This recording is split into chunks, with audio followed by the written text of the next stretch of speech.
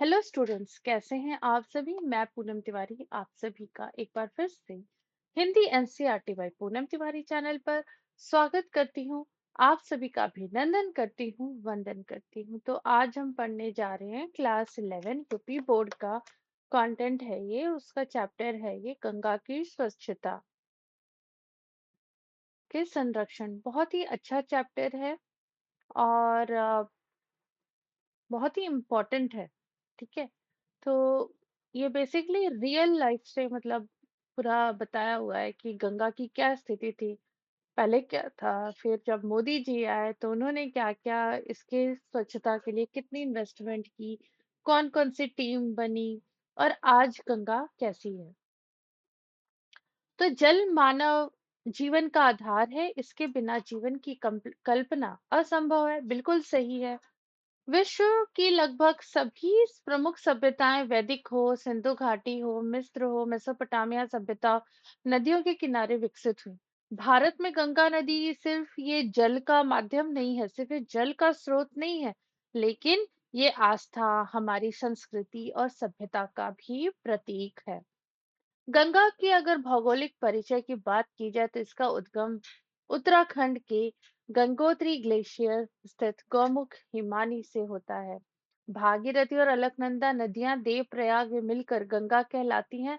इसकी कुल लंबाई 2525 किलोमीटर है, जिसमें से 454 किलोमीटर भाग बांग्लादेश में पड़ता है।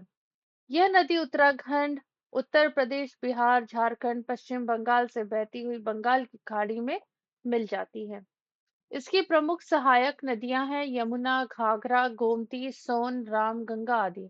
गंगा के किनारे बसे प्रमुख नगर हैं हरिद्वार, कानपुर, प्रयागराज, वाराणसी और पटना। अगर गंगा प्रदूषण के प्रमुख कारण की बात करें तो औद्योगिक अपशिष्ट, कारखानों से जितने निकलने वाले जहरीले पदार्थ हैं, रासायनिक पदार्थ हैं, वो गंगा में ही प्रभावित हो रहे थे। घरेलू अपशिष्ट, सीवर, गंदे जल सीधे गंगा जी में जा रहे थे। धार्मिक कृत्य, मूर्ति विसर्जन, पूजा सामग्री, शव प्रवाह सब गंगा नदी में हो रहा था। प्लास्टिक और रासायनिक कचरा, कृषि अपशिष्ट, कीटनाशकों और रासायनिक उर्वरकों का बहाव भी गंगा नदी में हो रहा था। ये मुख्य कारण थे जिनकी वजह से गंगा नदी का में जो प्रदूषण है, वाटर पोल्यूशन है, वो काफी बढ़ गया था। इन कारणों से गंगा की जल गुणवत्ता में लगातार गिरावट आई और जलीय जीवन पर प्रतिकूल प्रभाव पड़ा। अब भारत सरकार का इसमें क्या योगदान रहा, इसे साफ सफाई करने का और फिर से एक हमारी संस्कृति का प्रतिनिधित्व इसे बनाने में क्या योगदान रहा। तो गंगा कार्य योजना गैप 1986, इसके आधार से केंद्रीय गंगा प्राधिकरण और गंगा परियोजना निदेशालय की स्थापना हुई। 2 चरणों में हजारों करोड़ रुपए खर्च हुए, लेकिन इसमें कोई अपेक्षित परिणाम नहीं मिला। इसका एक और बनाया गया बाद में, मिशन क्लीन गंगा 2009। 31 दिसंबर 2009 को शुरू की गई इस योजना के अंतर्गत गंगा नदी बेसिन प्राधिकरण NGRBA बनाया गया। इसका उद्देश्य गंगा के जल की गुणवत्ता को सुधारना था। फिर तीसरी योजना जो बनती है 2015 में, नमामि गंगे योजना, जो कि काफी सक्सेसफुल हुआ। प्रधानमंत्री नरेंद्र मोदी जी के नेतृत्व में 13 मई 2015 को फ्लैगशिप प्रोग्राम की स्वीकृति दी गई। इसका अगर प्रारंभिक बजट की बात करें तो 20,000 करोड़ इसकी बजट थी और वो 5 साल के लिए थी। और इसका एक ही उद्देश्य था, गंगा की स्वच्छता, प्रदूषण नियंत्रण और जैव विविधता और संरक्षण। 2019 से 20 तक के लिए इसका बजट जो मिला वो 750 करोड़ मिला। इस योजना में राज्य, स्थानीय निकाय और जनता की भागीदारी को भी जोड़ा गया।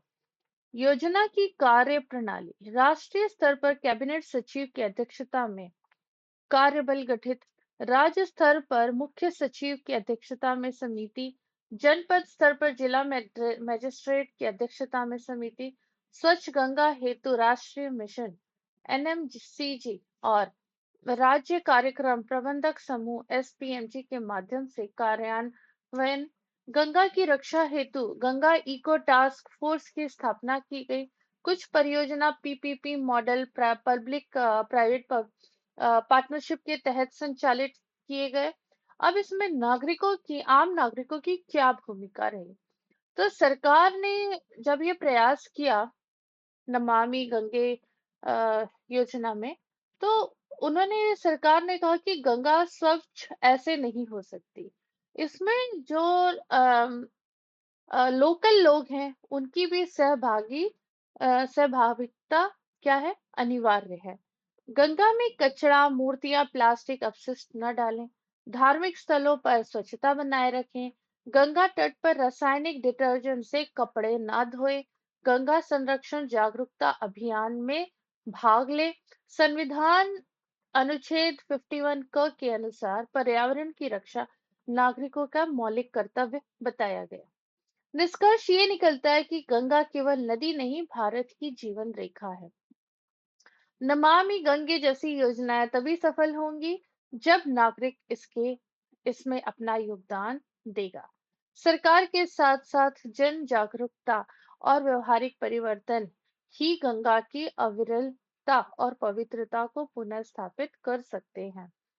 इसीलिए कहा गया है, यही गंगा स्वच्छ जीवन रक्षक, यही हमारा राष्ट्रीय संकल्प है। उम्मीद करती हूँ कि ये छोटा सा पाठ, छोटा सा टॉपिक बहुत बड़े बड़े अर्थ आपको समझा गया होगा कि केवल सरकार के प्रयास से ही कुछ नहीं हो पाता। भले उसमें कितने भी करोड़ों रुपए खर्च हो जाएं, लेकिन जब तक कि आम जनता जागरूक नहीं रहेगी, आम जनता भागीदार नहीं बनेगी, तब तक कोई भी बड़े से बड़ा प्रोजेक्ट, कोई भी बड़े से बड़ा अभियान उस साक्षर नहीं हो सकता, उसे इम्प्लीमेंट नहीं किया जा सकता और उसे सफलता की ओर नहीं जाया जा सकता।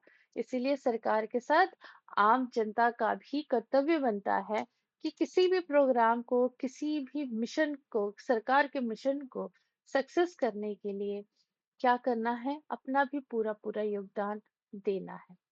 तो उम्मीद करती हूँ कि ये चैप्टर आपको पसंद आया होगा।